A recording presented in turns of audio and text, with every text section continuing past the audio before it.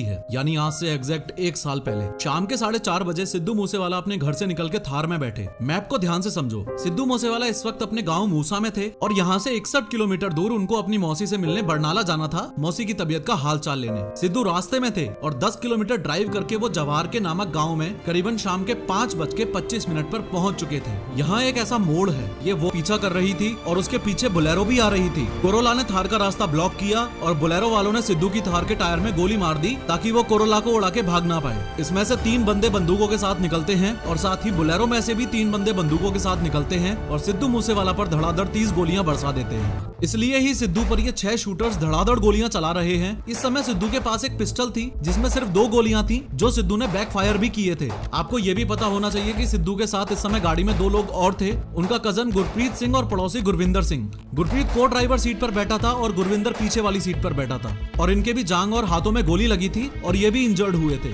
Total 30 गोलियां चलाई गई थी जिसमें से 19 गोलियां मूसेवाला को लगी और पास के ही घरों में वारदात की जगह पर भागकर पहुंचे मैसी नामक एक बंदे ने कांच वगैरह तोड़ के जब सिद्धू को गाड़ी से निकाला तो उनकी सांसें चल रही थी। उसके बाद जो हमने देखा भी गड्डी सिद्धू मूसेवाले की है तो हमने उसे गड्डी से आन के उसके गड्डी के लबे लगे शीशे तोड़ के उसको निकाल के उसके सांस चल रही थी। उस टाइम सांस चल रही थी, हाँ सांस चल रही थी।